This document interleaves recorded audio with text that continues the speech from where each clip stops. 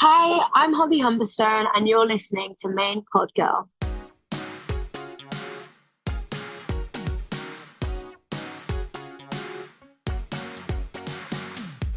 Hey, welcome to Main Pod Girl, a podcast made by Popheads for Popheads. Every episode, we'll be diving into all kinds of pop culture topics with some of our favorite artists and music commentators. I'm your host, AJ Marks. I'm so excited for today's special guest. She's a Brit Award-winning singer-songwriter who's opened up for the likes of Olivia Rodrigo and Lewis Capaldi. She's collaborated with artists like Muna and Sam Fender. And after racking up hundreds of millions of streams, she released her debut album, Paint My Bedroom Black, and just recently followed it up with an EP titled Work in Progress. Who else could it be but Holly Humberstone? Hello, what's up? Thank you so much for having me. I'm buzzing to be here. So do we want to start off with what we're listening to? Yeah, I'm happy to go first. At the moment, I don't know, I'm on tour currently, and I find it kind of hard to be listening to a lot of music whilst I'm on the road because I feel like I'm surrounded by it all the time. But I went to see an artist called McGee the other night in Toronto, and it was like mind blowing. I'm obsessed with them. And yeah, I've just been listening to them basically. Their album came out a few weeks ago. So I've just been smashing McGee. Smashing McGee. Yeah, I mean, not physically. Yes. Gorgeous album, I'm obsessed. Are you a person who likes to know all the music before you see someone in a show, or do you like to see a show not knowing the music and then find the music afterwards? I mean, it kind of depends. I feel like in like a festival situation, I really enjoy festivals because I like going and being like, I have no idea who is on this lineup. Mm-hmm. It's just going around and taking recommendations from people of what set I should go see. That's really fun. I feel like I've discovered loads of my favorite artists, like doing that. I used to go to this festival in the UK called End of the Road, like every year with my family. The lineup would just be full of really, really interesting, quite left field artists. Yeah, I remember just discovering like Alex G because my sister was a fan, and like Julia Jacqueline and stuff like that, Soccer Mommy. And that was like the funnest time because I'd come away with like a whole new playlist of artists that I'm obsessed with. I love that. But yeah, I don't know. I feel like if I'm gonna go to a gig, I have to already really love the artist because I spend like so much time at gigs anyway because I'm usually playing them. Yeah, I have to really be obsessed with the artist to be able to like want to go to the gig. I'm the same way with like, in my brain works like this. I know some people work in the way where they're like the live version is the real version and then the recorded version is just like a fun thing that people can listen to. Interesting. My mind is like all recording based. Recording is the perfect version. You can add anything you want to that. You can sound exactly, you can use the intonation that you need. You can add in instruments that you wouldn't be able to fund to do. Yeah, to take on tour. You can include little like voice notes like you do, and like that's the canon version. Yeah. And then the live version is a little fun in the moment kind of thing that people can go see. Sure. I like knowing all what the music's quote unquote supposed to sound like and then seeing it live and seeing that like play on it as opposed to like hearing something live and then being like, oh, that was good. Like, because then I feel like I'm hearing it, but I'm not sure if it's exactly how it's supposed to be or if it's a different version. Totally. I agree. I feel like so much of the fun of doing shows and playing live, like for myself, is being able to reimagine a bunch of the songs and be like, Yes. this will be cool, like a bit slowed down, or an acoustic version of this song would be sick live because I feel like that's not what people are going to expect it to sound like because of the record. To me, that's like half of the fun of like playing live, getting to like twist things a bit and make a live experience rather than just a copy of the record. The best example I have of that is when I saw Leon Bridges on tour. Gosh. And he did all of, you know how his like first album's completely different, like it's all like Motown, sounds like it came straight out of the 50s. Yeah. And his second album is like all very modern R&B, contemporary R&B kind of stuff. He did every song from his first album in the style of his second album. Changed the keys, changed the tempo, changed the time signature for one of them. That's sick. Yeah, how about you? What are you listening to at the moment? I'm listening to a lot of Radical Optimism. Oh, cool. I am listening to, so do you know who Dobie Gad is? Like big I producer, songwriter. Did a bunch of stuff in the 2000s. So he's doing this project now where he's revisiting his old songs and having new singers do them, but in different styles. So he had Victoria Justice do Big Girls Don't Cry.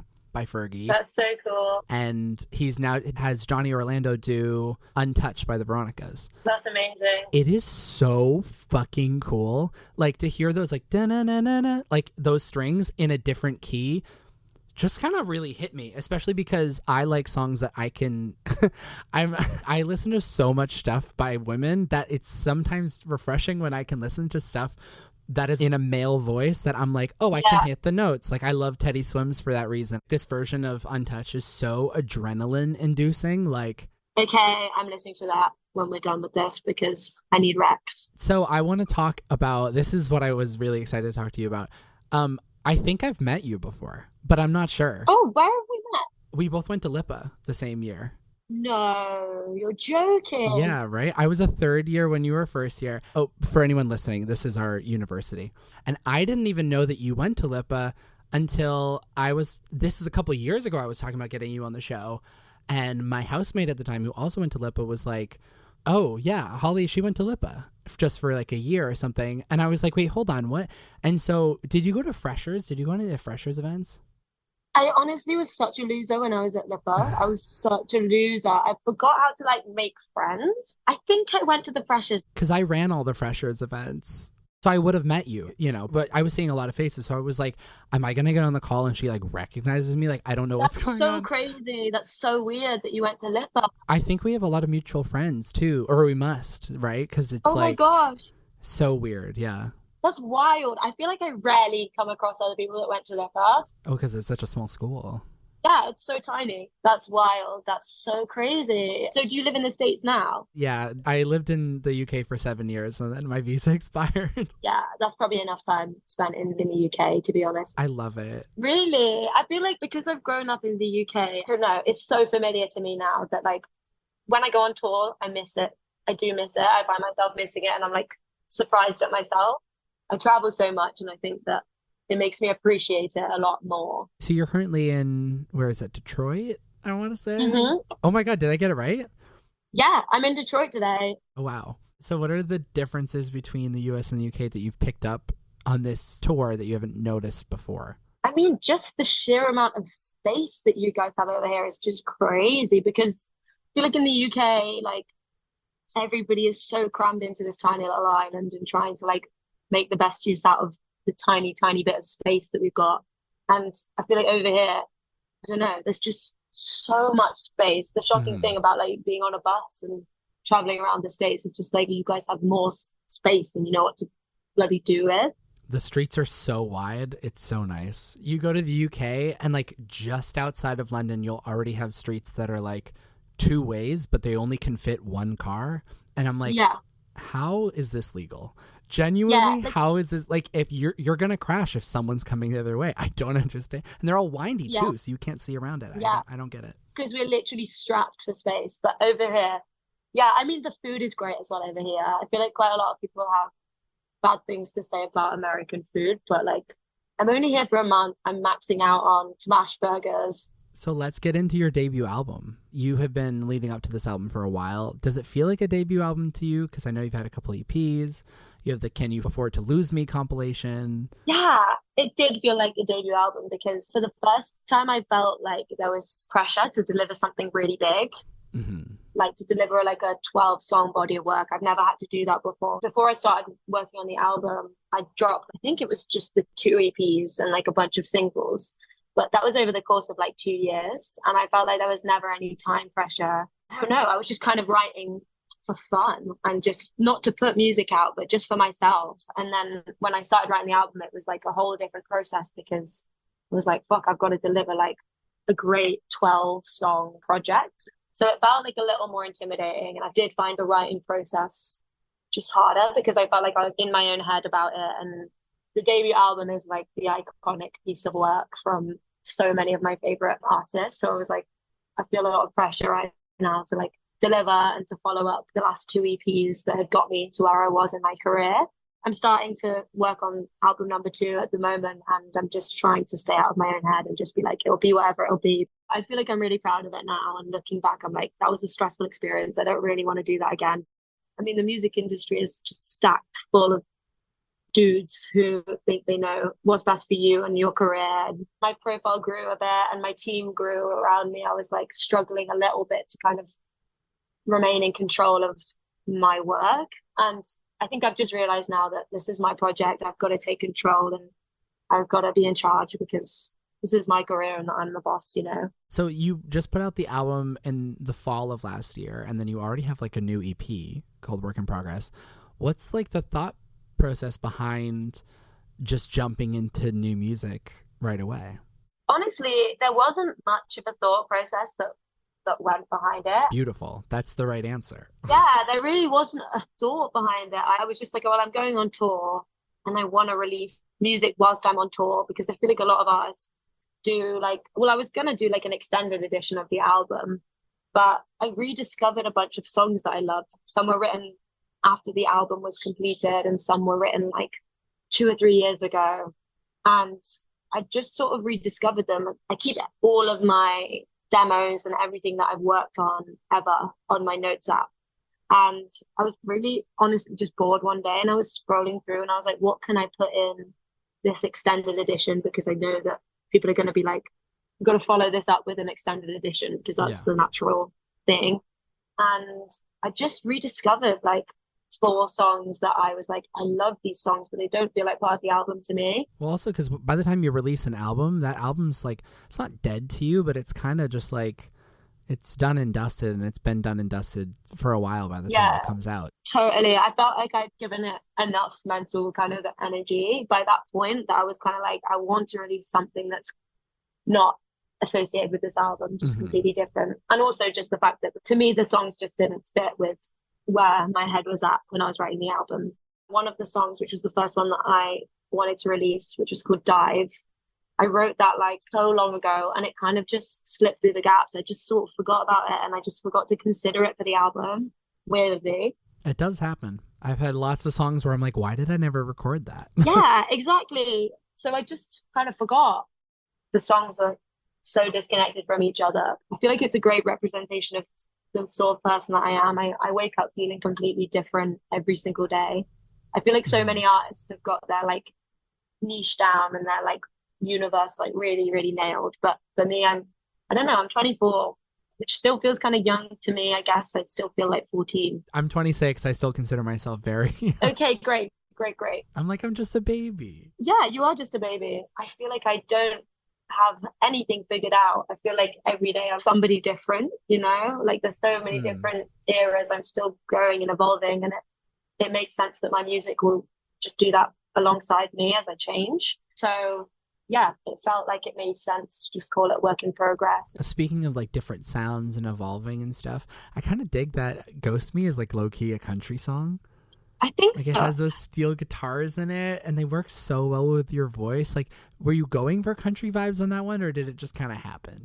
Honestly, like a lot of it just kind of happens. I feel like there are a lot of people have said to me that were you listening to country when you wrote this album because there's a good few songs in there that like feel very countrified. Like I think Room Service. And that's such a compliment because that just means good storytelling. Thank you. I love country music. Some of it, some of it.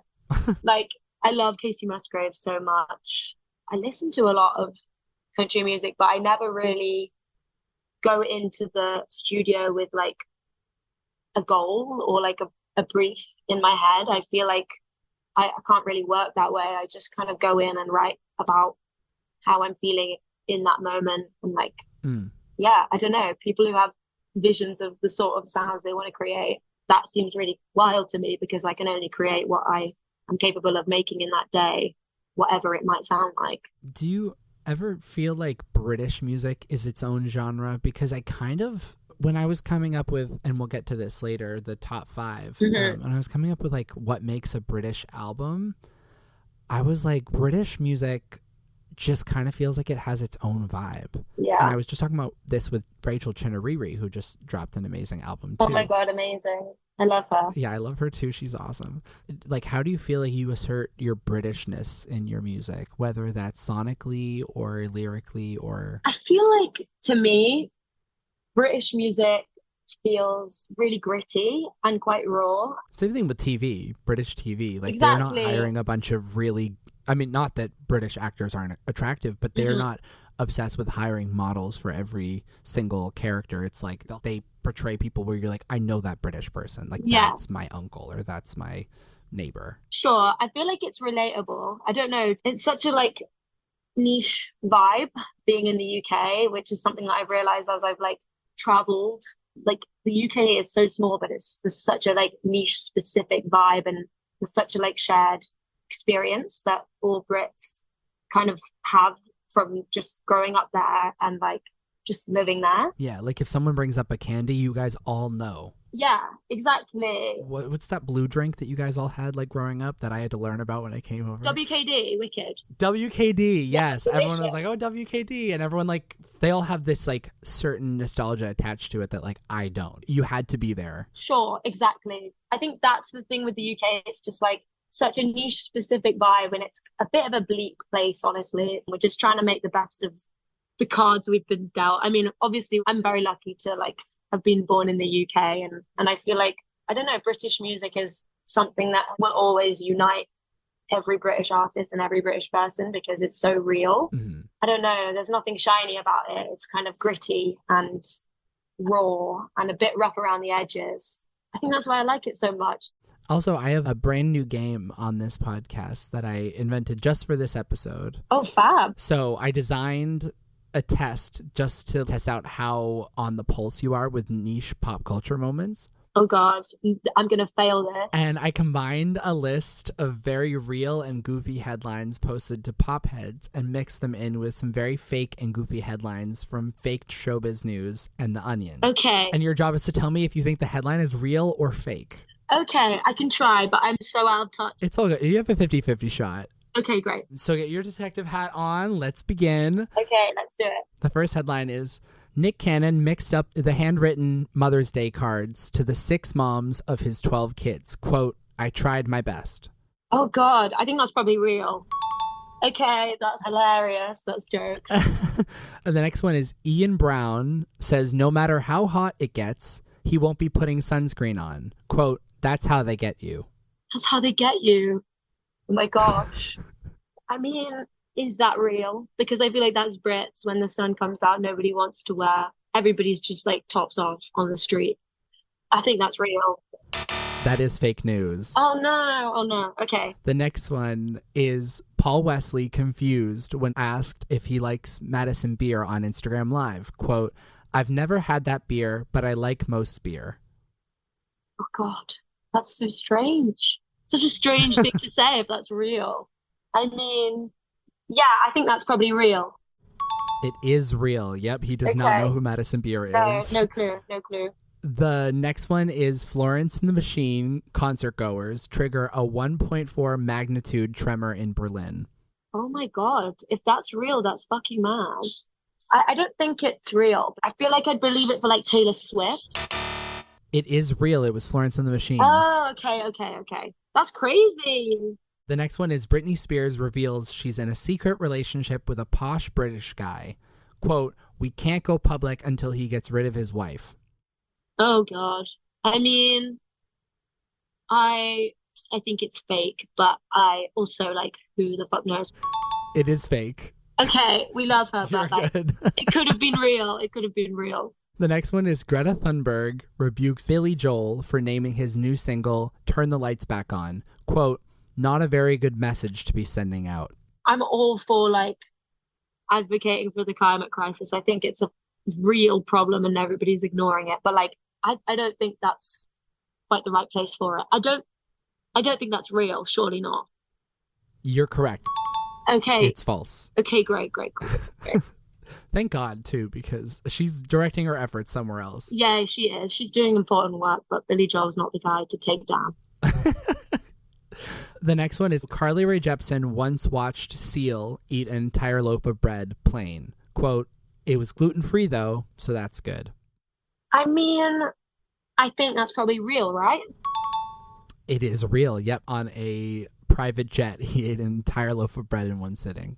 That's mad as well on a private jet. Like you could probably have like any sort of like fancy food, anything in the world that you want, and you want to eat an entire loaf of bread just plain That's a crazy move. The next one is Shakira says she was attacked by a pair of wild boars while walking in the park with her son.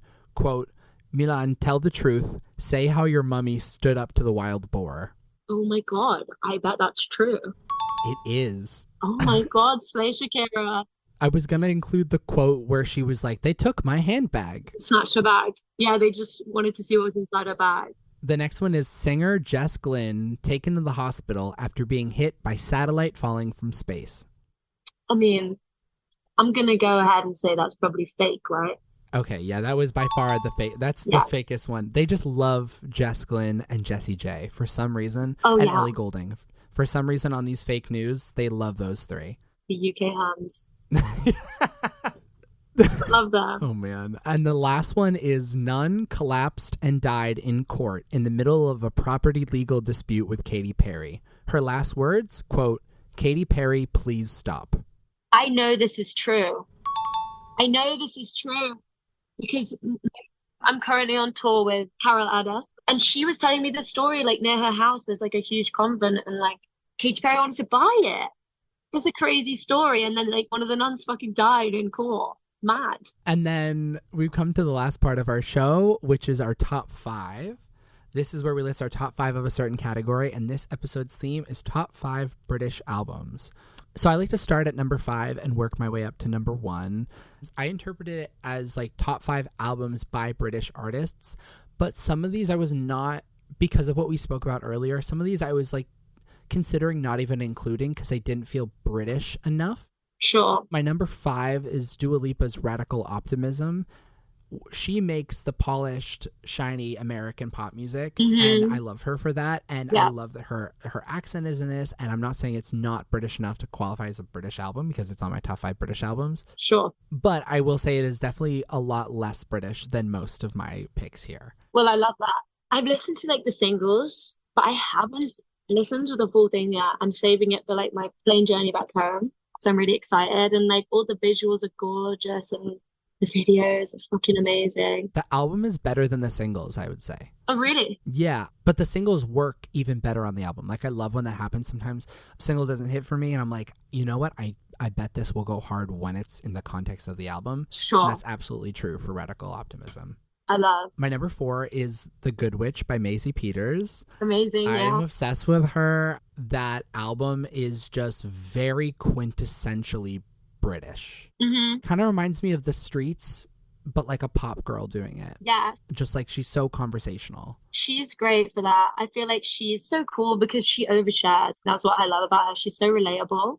She's not like completely untouchable as a person. She's just one of the girlies, and she's just talking about her experiences. I love her. Yeah, I think she's great. It's like she's sending you a voice memo in a group chat. Yeah, exactly. Like a girl's group chat. Yeah. Yeah, exactly. I feel like she's an amazing role model. I feel like she's a really great like celebrity because she's so like real, and like she's somebody that people should look up to. Do you know what I mean? Like she's cool.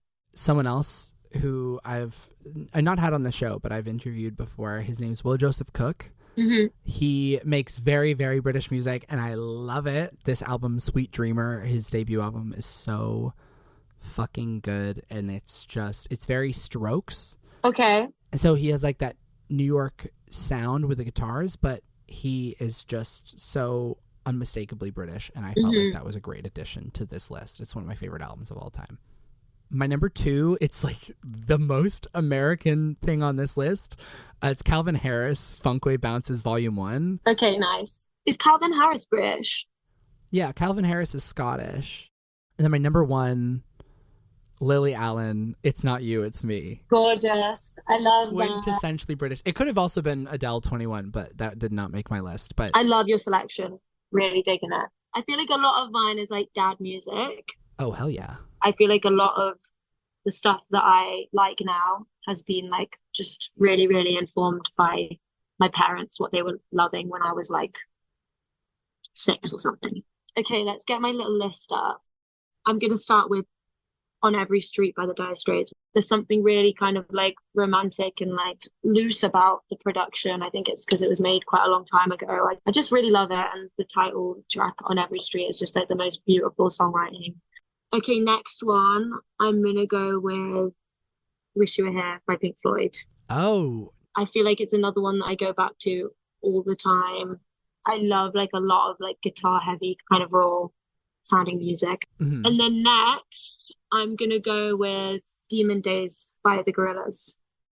Oh, nice. So I grew up with three sisters, and each sister has like their own really, really niche kind of music taste. And I feel Mhm. like I'm kind of a drifter, and I just sort of drift in between the three of them. My older sister, Larry, has like a really, really sick music taste. And I remember being a kid and she had bought the Gorillaz album. And I don't know, the storytelling in the album is just so cool. But I also remember it being the first time that I was like, this sounds really different from a lot of the stuff that my dad listens to. Like, this sounds really sick. My next favorite album, I'm gonna go with Damien Rice O. And I feel like this is a very sort of like wet choice. He's so soulful and so emotional and writes about like crazy shit like divorce and like cheating on people. And I don't know, I remember being really young and sort of too young to kind of understand it, but my parents would have it on in the car and I'd be like, why am I feeling so much? The way he's delivering these like really heartbreaking lyrics, I feel like was probably one of the reasons why I started songwriting. Number one, okay, I'm gonna have to go with OK Computer by Radiohead. Hey. Again, like my mom like is a huge Radiohead fan, and it was really hard picking between um the albums because like she had all of them.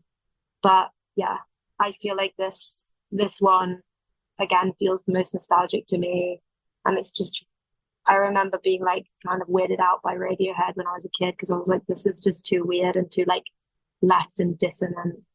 But like I think as I've grown up, I've sort of realized that it's so cool and it's really different. It was different. It was so different when it was coming out, and yeah, I love my parents' music taste now, which is crazy. Well, shout out Holly's parents. Yeah, shout out mom and Shout out dad. mom and dad. And that's the episode. Yeah, We did it, Joe. we did it.